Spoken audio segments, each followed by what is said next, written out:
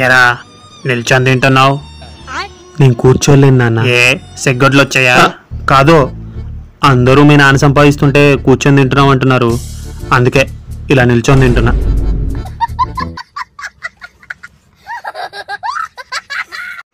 ఎరా ఆ పేపర్తో ఏం చేస్తున్నావు?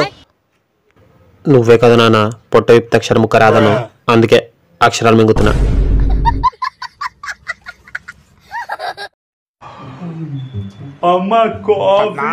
మన పేపర్స్ నా కొడుకు నిద్ర లేచాడు. అయ్యో నాన్నగారు, మీరు ఇక్కడ ఉన్నారా? చూసుకోలేదండి.